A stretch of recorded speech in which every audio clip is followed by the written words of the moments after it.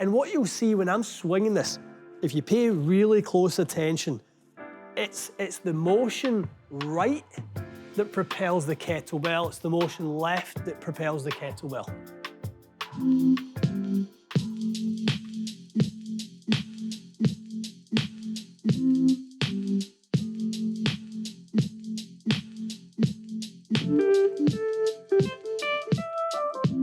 All right, guys, welcome back to the channel. Thank you for joining us once again. We are on our way, we're on our journey. We're up over 17,500 subscribers, and for all of you who have subscribed to this point, thank you so much. For those of you who are dipping in and out and watching, come along, join us for the journey. Subscribe, like, comment below, become part of the community. It means the world to us, and it certainly elevates the channel. Guys, today we are going to dive into a really, really important video, and it's following on from our video last week on how to flush your irons.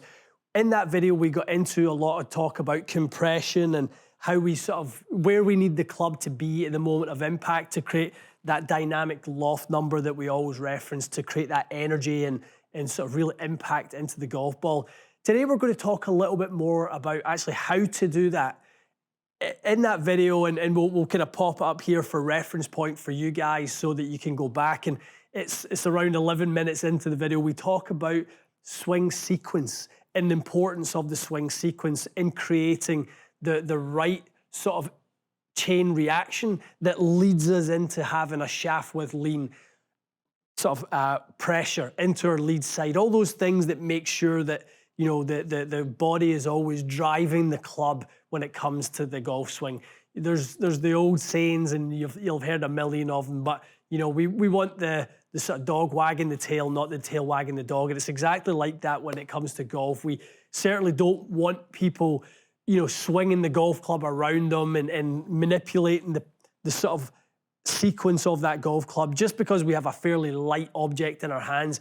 We do have to always remember, and this is a great phrase from a friend of mine, John Tattersall, and John's someone I sort of respect massively, and sort of when he talks, I'm always listening to what he says. And he talks about force preceding motion. And I think that's a really, really important thing to remember, is that we have to input force to create motion. If we're not putting in enough force, we're not going to be creating enough motion.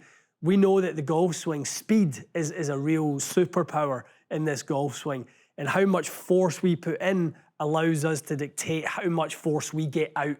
Okay, so you'll see by my left-hand side here, I've brought in a little prop for today's video, and this is a 31-pound kettlebell. All right, but so by no means is this light by any means. You know, our golf club weighs overall, what do we got? Probably 450 to 500 grams, you know, in that golf club. Not very heavy overall for swinging an iron, but we've got a 31-pound weight. So if we were to take something that was particularly light, I'll kind of move back for demonstration purposes, and start to just, what I see in a lot of golf swings is just try and manipulate the kettlebell with their arms, right? Just try and swing that kettlebell. We A, have no control, and we have no force. Two major things that we absolutely need in the golf swing. So it doesn't have to be a kettlebell, but I think with the kettlebell having a handle, honestly, see if you had to load some things into a carrier bag, we can use anything with weight to create this sort of point. So I want you to get into your golf posture. I want you to hold the kettlebell in front of you, and I want you just to start making motion, side to side motion. And what you'll see when I'm swinging this, if you pay really close attention, it's the motion right that propels the kettlebell. It's the motion left that propels the kettlebell, right? We've got that sort of sequence. And then it becomes really easy. I can talk to you guys while swinging a 31-pound weight super easily, because the force that I'm creating is in great synchronization, right? So my arms, my body, my turn, everything is working really, really well. So we take the golf club now and we think about that, okay? How do we then translate that to the golf swing itself? Some really good reference points for this would be some of the long drive players. They do it more and more evidently because they're creating more force. So if we look at someone like a Martin Borgmeyer, Kyle Berkshire, and there's loads of others, but you guys know those people a little bit more. You watch what they do prior to moving the club, and they use nowadays very light and very soft golf shafts. If you simply watch how much force goes into that handle prior to the club head moving, you literally see how much the shaft is bending. Fun fact, a long drive player will put more force into their backswing, or a very comparable force into their backswing, as a PGA Tour player does on their downswing. That's how fast these elite athletes in the long drive sort of field are sort of creating that much force. Upwards of 230 miles an hour ball speed, and about 100 and high end 155, 160 club head speed nowadays, which is just incredible amounts of force. And they do that because they move efficiently, they move well, and they create massive amounts of force. So let's start to look at it. We will look firstly at what does it look like to not have force and try to create sort of motion, and some of the pitfalls of that. So, if we just take 7-iron, okay, so we're going to just, from a very standing start, let's see what we can get to.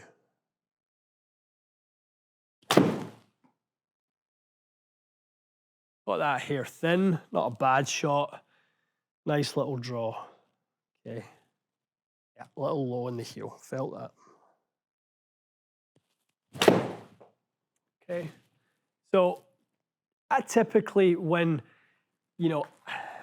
I'm not moving well, back to last week's video, I deliver too much loft. I'm a bit of a caster, deliver too much loft, can get a little bit out of sequence, and actually I can get quite stagnant in my golf swing and lose a lot of rhythm. I think the tempo, this sort of 2/3 to 1/3 ratio of the time that we swing a golf club, we have about a second to swing the golf club, and we don't have that much time.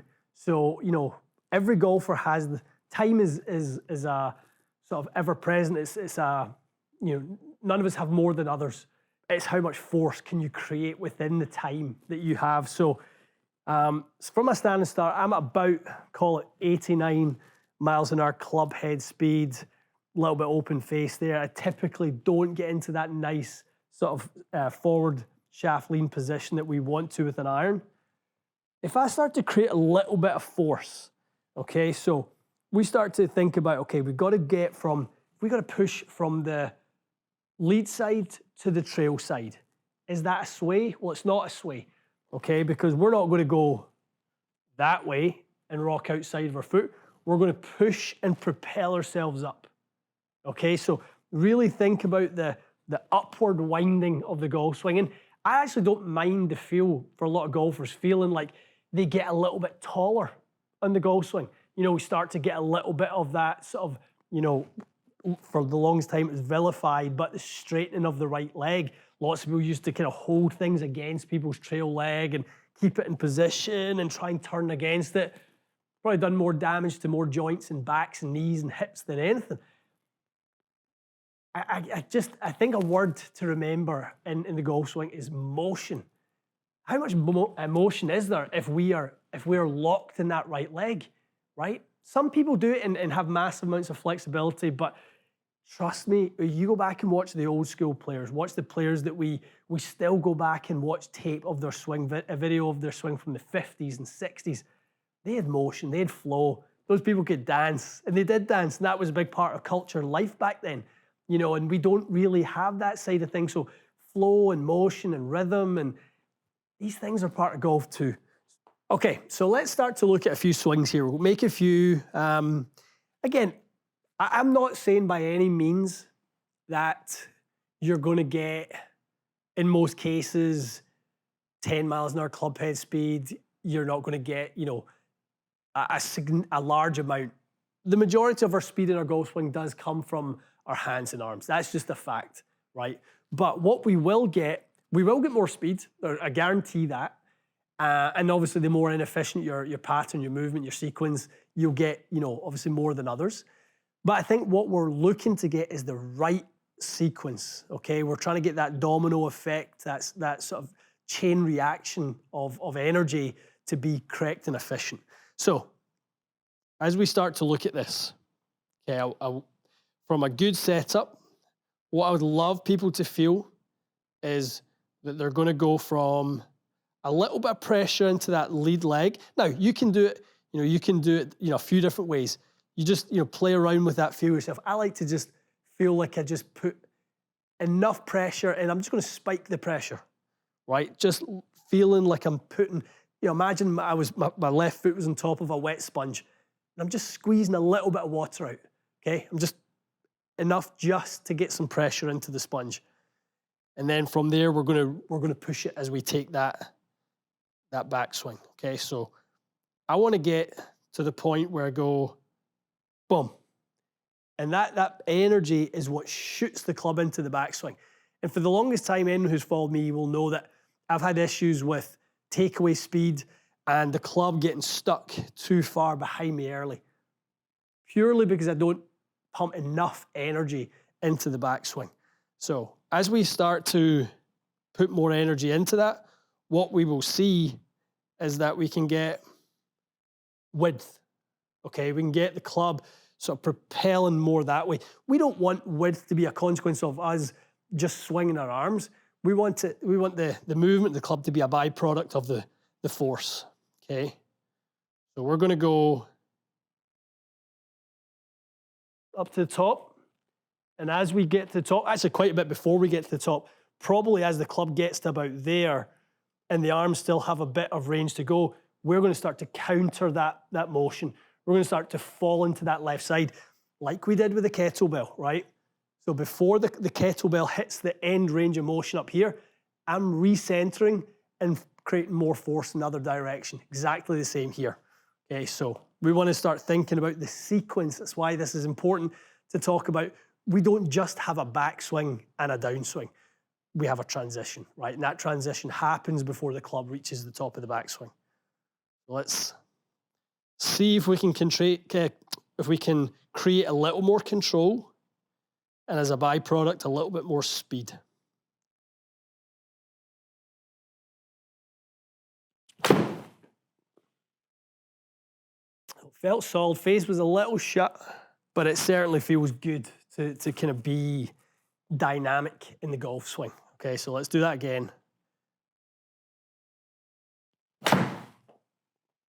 And it's just fun to watch that climb as we start to go into 92.5 on a 7-irons. It's pretty quick. Okay, we're getting good ball speed out it. We're getting decent dynamic loft. All numbers are pretty good. Do one more.